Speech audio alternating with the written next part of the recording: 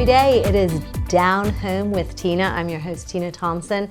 And folks, I've got my Veteran of the Month coming up. It happens to be a guy who is an artist. And boy, he is a pretty neat guy, and he has got some beautiful artwork. And some of it is for sale right away through his website. He is also working on a project that will be coming before too long, and the proceeds of that online auction with different series of art that he has created, one that you'll get to see here on the show, and also he will have others that will be coming to show, and he'll have all that information for you. Just stick around. And then I also have my first responder of the month, fella from Bloom Township, going to talk just about, his career and some of the wonderful things that they are doing and what they've done, and a special message at the end of the show. So I certainly hope that you enjoy the show and stick around to learn about what I've got for you. It's Down Home with Tina.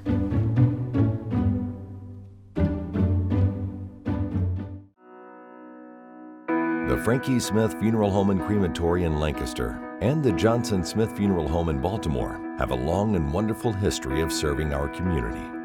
Feel free to give us a call at 740-653-0652. Stop in and see us at either of our two locations, 405 North Columbus Street in Lancaster and 207 South Main Street in Baltimore. Respect for tradition, regard for change. You walked down the aisle and promised happily ever after. Sometimes happily ever after means ending a relationship. We know the conversations are not easy. Deciding what's best for you, your children, and your next steps takes work and communication. At Dagger Law, we know there are no monsters in a divorce, only people trying to find their way. Local, trusted, experienced. Dagger Law.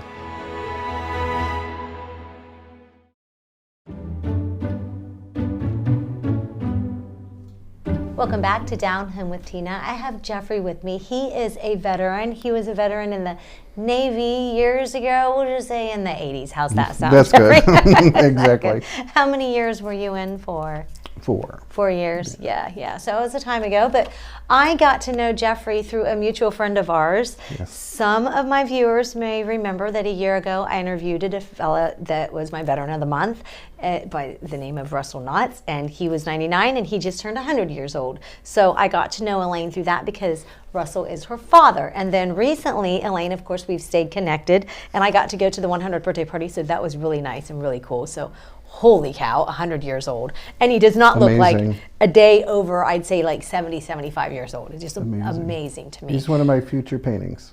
Is he really? Yes. Oh, good for you, because he needs to be on a painting. He needs to be on a billboard somewhere. Right? No. So you are an artist, and yes. You and Elaine are working together on a project that we're going to talk about in a little bit. But first, I would love to find out a little bit, Jeffrey, about Jeffrey's studio and the art that we have displayed right here on set that are in framed art right now. Mm-hmm. So when did you start drawing and getting into art? I started drawing before I could write, literally. My grandmother and my grandfather got me comic books, and I loved the comic books, and I started sketching them. And my grandmother was a painter, and she noticed a little bit of talent there. So she pushed on that, and it just progressed from there. And eventually I started drawing my own characters. I started drawing other people, and it just kind of went on. And it got forgotten for a little while because you get married, you have a career, things like that. Things get tossed on the wayside for a minute, but I'm back again. You are. Did you do it in high school? Did you do it in high school at all? Yeah, so I did your art all teacher kinds helped of art shows, and you did. I won this big talent show, which was at Parmatown Mall in Cleveland, years and years ago when I was in grade school. For all over the country, I got first place. So I've been doing it for a long time. And then you, like you said, it does sometimes get put aside because yes. what do we say? Life happens. And then you kind of got to put off what your passion or your hobby is. But now you've turned this passion and what was a hobby into your business. Exactly. And that can become sometimes a little bit of a challenge, but you very know what happens. challenging, very challenging. When I decided to start this business, I had no idea the lengths that you have to go through the web page design. I had to have so many pieces available, and it's, you know, most artists can't pump out a piece a day. If you could, it would be great. Right. But Right. but I spent about 2 years. What I did was for 2 years, I did nothing but paint, draw, and I just built up. And then I sold individual paintings to make money for more paintings. And once I had built up enough of a collection, then I was able to have some art shows and make a little money at the art shows. And as you were talking before, Mash Pantry was my first sponsor. That's why I love them. You know, things like that. And it kind of all led me, it all led me to here. And I never would have thought of leaning towards the veteran side, or because I'm more of, I draw, most of the things I do are individual portraits. I draw a lot of people's grandkids, people's pets, children, but then once in a while I'll get one of those old photos, you know, of somebody like an old Army man or an old Marine, and they really spark my creativity, and I enjoy doing it so much. So let's go ahead, if you would like to talk a little bit about, is that the kind of art that people are going to get to see on this, what you're working on for pieces like this bigger piece that you have here of art that is going to go toward what be on an auction? And we'll get back to your business side of it here in just a minute. But what this is for is, this is going to be a national auction for veterans, and I'm doing a 10-piece series, and the money that's made from this will go to help other veterans. So kind of paying it forward kind of a thing for me. So absolutely, yeah, I think that's great. I really love creating, and this whole 10-piece set, I want to do things that will spark something in people to allow them to donate and help more veterans, because there are a lot of veterans. Even here in Columbus, we see veterans with signs standing out all the time, and this is needed. Things like this are needed. Is this series of art that you're going to have and create and paint, is it all going to be this form of art? And what kind of art is this? No, all 10 pieces will be different. They'll all be different. So what is this one done in? This was basically, I just had a vision. I was going through a bunch of stock photos online, because sometimes I find inspiration that way. Oh, yeah. And I saw this big picture of Arlington Cemetery, and I thought, what if I just drew one little girl with a little tear in her eye at the cemetery, you know what I mean, missing her father. And beautiful. And I wanted to spark, but also to let you know, up here at the top, there are names on these headstones, and these are all the names of veterans that are friends of mine that I personally have lost in the last year alone. Oh, wow. And there are 3 there. Wow. Some of my favorite people, Yeah, so do you have an idea of what the others pieces will be or become? I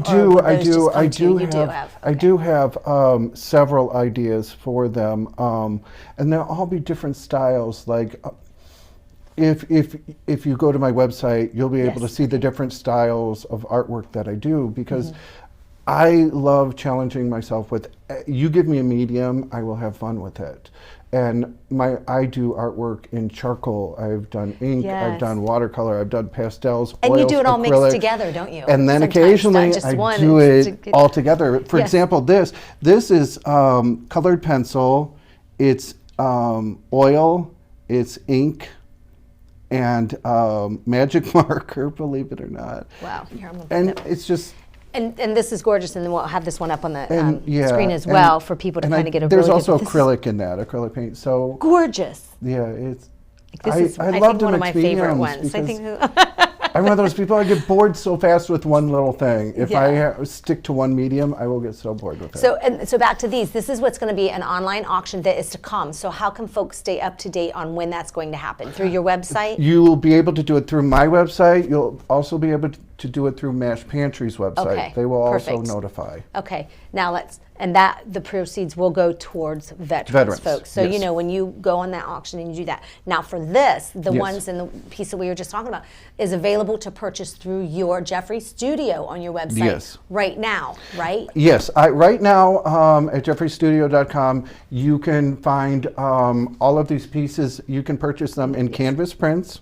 Okay. And if you want individual pieces or specialized pieces, contact me through the website, and I will do whatever you would like me to do. I Okay, can so you'll your do kids' original pets, ones. all, Yes. all of it. Yes. Now the one that you have framed here, is this an original one? Is this one for sale, or is it only available? No, this in one's for prints and sale. things like This that? one's for sale. It is. Um, Okay. And this it's is- not a print, right? Or is No, this no, one of the no, original? no. This is the original. It is. That's what I thought. Yeah, That's what I thought. Right. The prints that you find are a lot less than the originals. Than the original, Yeah. I'm sure. Yeah, but you'll be able to tell which ones those are on your Exactly. website. That means it's going to be like a moment of yes. That makes And I'm just starting out, so the prices are pretty low right now, so grab it while you can if you do want some artwork. Yeah, because it'll go up as you get more Yes. popular, hopefully, that you do. And I do want to let folks know just a little bit about your personal self and some of the challenges and things that you've been through. Yes. So you are not 100% in the best of health, correct, Jeffrey? No, I do have, I have a bad ticker. We'll just call it a bad ticker. How many surgeries? 5. I've had 5 surgeries in the last few years. Not fun. I'm kind of at a point where they can't do them anymore, so next blow could be last blow. So that's why I need to. That's what you're do doing. This Your is my passion. legacy. This is that's it, leaving legacy. things behind for other people to see, and I want to leave marks that mean something. I just had a friend that I just had talked with, and they said, when you're given a talent, it's a shame when you don't use it. Exactly. And I'm so glad to see that you are using your talent. I'm going to get emotional and sharing it with others because that's really what life is. So I'm glad that you've gotten a chance to do it. And it is tough. It is tough, I'm sure, being an artist and trying to get out there and do what you're doing. It's very tough. It's very tough. You start, it's a lot of work. People don't realize how much work it is. Oh, yeah, because you said this one alone, 100 hours? Oh, Is at what you least, said? yeah, at least. Yeah, alone. And I have been drawing and painting for 50 years, so long. Well, folks, pay attention to the websites and stuff. You're my veteran of the month. My goodness. And I've got just a little bit of goodies in here. A little Ava gift card to Ava Jewelers. She's just a great person and sponsor of the show. And then just a couple little pieces of candy. And I get a little positive message quote too in there. So if you enjoy that, just thank you, Jeffrey. So and much. best of luck, my dear, to Thank you so everything that much. you're doing. And goodness gracious, the art is beautiful work. So anyways, folks, check him out. See his That's my website. favorite piece. Which website? Yes, your website again. Yep. jeffreystudio.com. Okay. Do you have one favorite piece? Just one. It's right over here. Okay. And what is the? Yep. Who is this? It's this one. This is Vivian Lee. Yep. Scarlett O'Hara. That's right, Scarlett O'Hara. Yeah. So thank you again so much. Thank Jeffrey. you. Folks, don't go anywhere. It's Down Home with Tina, and I will be right back with my first responder of the month. Hi, I'm Sheriff Alex Lape.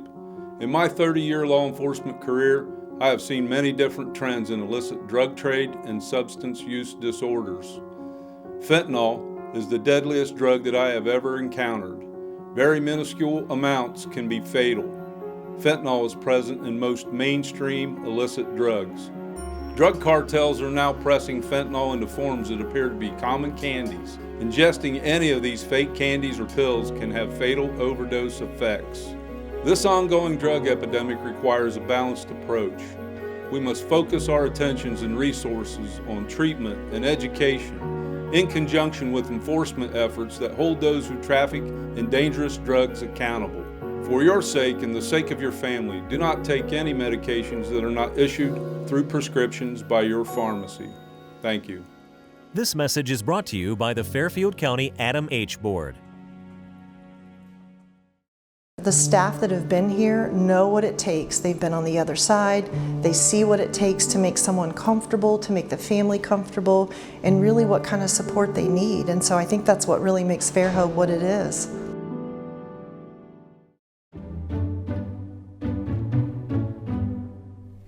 It's Down Home with Tina, and it is my first responder of the month. My first responder of the month is brought to you by Bay Food Market, and he is happened to be Nick Walter. He is a firefighter paramedic with Bloom Township, and we're just going to learn all about Nick today and find out why he became a firefighter and something else that they do there. That when we were in conversation and we got to talking about some stuff, because folks, I'm telling you what, sometimes I just talk. And I also listen. I like to say I listen. And then I learn things about other folks and what's going on. And that's what's led to perfect timing, is what I say, about what we will talk about today. But first off, welcome to the show. And I'm excited to find out a little bit about you, Nick. Thanks for having me. I appreciate it. Absolutely. So Chief Williams said that you are an upcoming leader at nice. the fire department. So I wanted to let you know that. So you are really stepping up today. And you got to prove to him the leader. No, I'm just joking.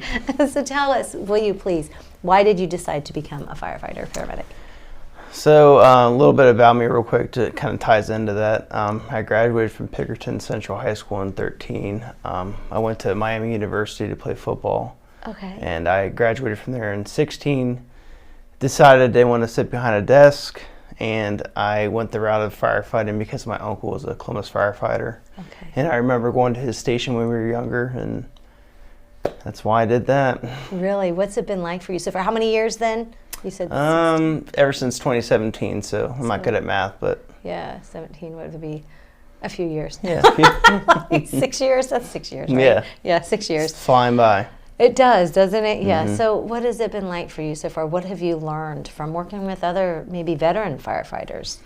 You learn a lot, not just about the job, but personal life. You know, a lot of the guys talk about refinancing for houses, things like that. So you learn a lot about, you know, finances and a lot of life lessons as well.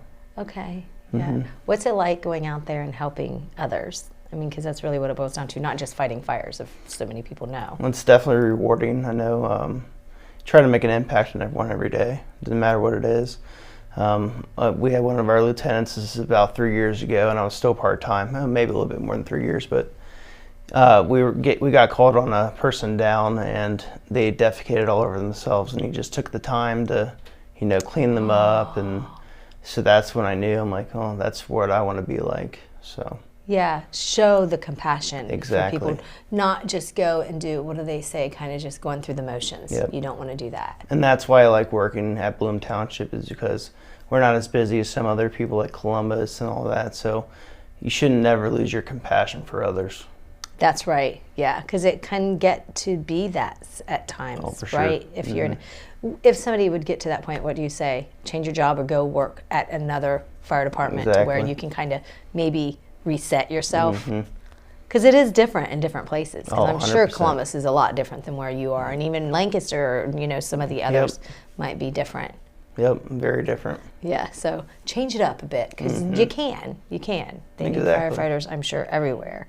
So wanted to just find out a little bit. We were talking about the ban right now, because I was just like, I was visiting my cousin one day, and I thought, he goes, and I'm in my car, because we were talking outside of his garage. I'd stopped by to pick something up, and it's freezing, and it's really, really windy, and he smells smoke, which he's not burning anything outside. And so I thought, should anybody be burning anything right now? And he goes, probably not. Anyways, there is a burn ban. It's because, why, Nick? Just the dryness and wind. Yes. It can pick up really, really fast. If somebody sees something like that, what do you suggest that they do?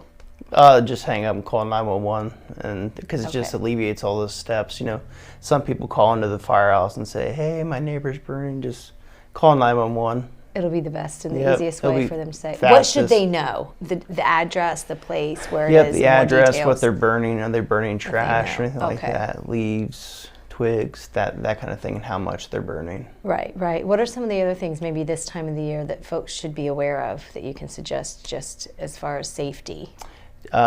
Always check your batteries and your smoke alarms, smoke detectors, that kind of thing. If you have children, have an evacuation route for any emergency like that, like a fire. Those are the two main things that we try to tell people. If it's a newer house and you just purchased a new house, it's been remodeled, and there are no fire detectors, where do you suggest that they should be placed in the house? There should be one in every room. Okay. Yeah, and main hallway, main areas, that kind of thing. All right.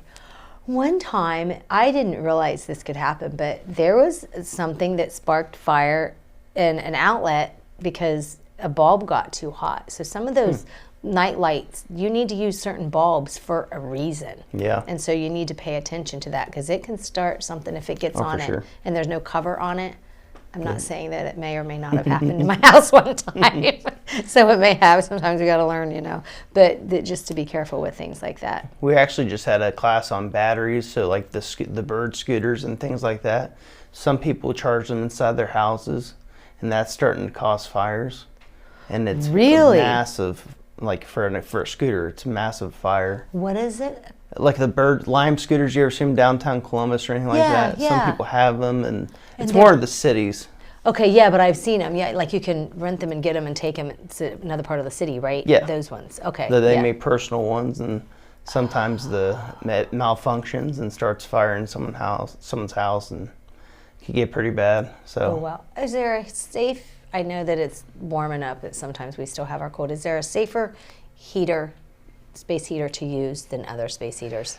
I mean, obviously the kerosene ones, and there's like real flame, those ones. Yeah, the main thing is just making sure it's the correct, cable or correct power cord for that piece of equipment, because if it's different, it can have, there's a thing in the actual cord that stops it from charging when it's full. Oh, okay. So if it's the wrong one, it can continue to charge and overcharge that battery and cause a fire. Oh, okay. So you got to be careful with things like that. Yep. All right. So we were talking a little bit before we got started. I was sharing with you that I have a good friend of mine from high school that was just recently diagnosed with cancer, which led me to remember that there was a post that you all had posted on Facebook here within the last couple weeks that said that you had given out a scholarship to somebody at Hocking College. And I thought, that would be kind of something neat to talk to Nick about. The irony of it, and sometimes in timing with what happens on my show, and I'm just like it's supposed to be, is that this very week that this show airs is the very week that you all lost somebody to a form of cancer that ties in with that scholarship. Will you please explain? Of course, yeah. So 1 year, from March 23rd of last year, our Indian only, our lieutenant, passed away of pancreatic cancer. Actually, it was colon cancer, I'm sorry. Okay. But it was unexpected. I mean, it blindsided all of us. I think that, he found out maybe 4 months prior to him passing, so it's very terrible. But so what we did in his memory is we have a golf outing every year for him and for the scholarship. So some of the proceeds from that golf outing will go to a scholarship for a student at Hocking College. That's in paramedic firefighter? That is correct, yeah. Yes. And this year the recipient was Mark Stufflebean. Kind of funny last name, but we actually just had him in. I did see that. I was like, that's an interesting last name. Yeah, we actually had him in the firehouse a couple days ago. Had pizza with him and gave him his check and his certificate. But yeah, that's pretty cool. I'm like, it's sad. It is just something that's become so very prevalent, and that it just seems like so many people are getting it. When do you guys have the golf outing? Is it a certain time each year? Yeah, it's different each year, but this year it's August 18th. Okay. Yep, at Homestead Springs, and it's right outside of our township. So open up to anybody that wants to come Sign up. We need sponsors, people to golf. It's fun. Yeah, wonderful, wonderful. But you guys, of course, obviously have the Facebook page. Yep. What is your Facebook page folks can follow to keep up on that? Bloom Township Local 3465. All right. It's our local number. Perfect. Anything else that you would like to share, Nick, with anybody? Anything that's maybe we missed? Don't want to miss anything. We never want to miss something on Down Home with Tina show. I don't think so. No? All right, wonderful. Well, you are my first responder of the month, so I have a little gift bag. Thank you. I just thought maybe I would, it's not white, I'm just going to say that. So I was like, Nick, I'm going to give it to you off the air. So that way, but we do have an Ava's Jewelers gift card to give to you you know, maybe you can pass it on and go get a nice little gift for your wonderful significant other, because it sounds like she's pretty busy at home, maybe doing. She is pretty busy. Taking care of some little ones. Yep. But anyways, thank you so very much for taking the time to be with me today. I really appreciate it. And keep doing what you're doing. Thank you. And making a positive difference. Alrighty. I appreciate it. Absolutely. And thank Chief Williams for me, will you please? I will. And folks, I want to thank you so much for watching the Down Home with Tina show. And don't go anywhere. I'll be right back, because I do have a little bit of a special message that I want to share with you today. Be back.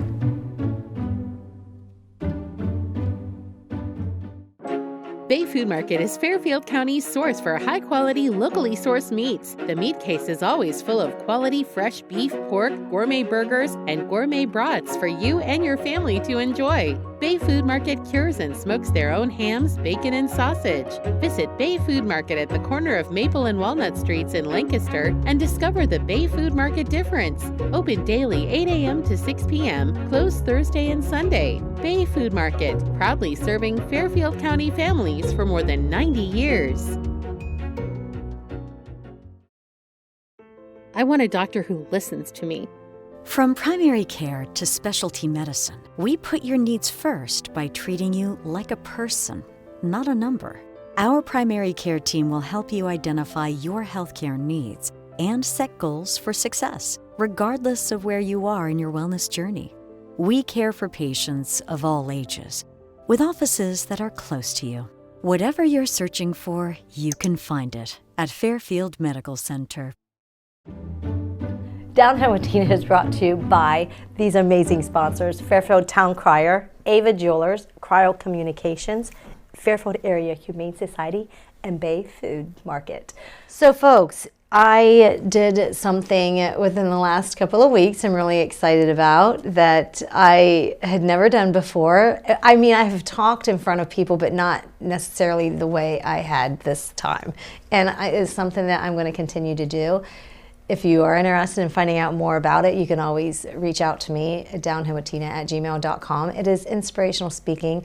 I actually got to go for a professional development day at a school and talk to teachers. I'm looking forward to also getting to talk to the students. I know school's going to be out here before too long, so it might have to wait until next school year, but it is something that I'm added to what I have been doing, and that's just sharing positivity. And the topic that I have that I share is about value and self-worth. And then now I'm going to move on from that to talk about it. Well, so I talked to my aunt who was diagnosed with cancer many, many years ago. And so she's been in remission since she was 40. She is in her mid-60s now. So she's been blessed, and we have to have her with us all of these years. However, that doesn't always happen with some folks, and a lot, as a matter of fact. And when I was talking to my aunt, we were just talking about life, and she goes, you know what I want you to do? I want you to just take the time to think, what is it that makes you happy and who you want to spend your life with? Because if you're told tomorrow that you only have 6 months to live, you're going to wish that you did that. And I thought, wow. And at that, right after she talked to me about that, I had a friend of mine who has been diagnosed that I graduated with in high school. It's not looking good. And I think life is just so daggone short that we need to remind ourselves about the positivity and be grateful for the things we have. So these are some cards that I had found somewhere, and I'm trying to remember exactly where I purchased them from. And anyways, there's a little stand that you can put them on, or I recommend, what I did for those teachers was put them in gift bags and ask them to pass it on. And there are different cards with different sayings on there. Good things are coming. Celebrate the wins, learn from the losses. You are capable of amazing things, just things to remind you of. So please do something positive and live a positive, happy life. It's your life, and you've got one to live. Thanks for watching this week. God bless, and good day.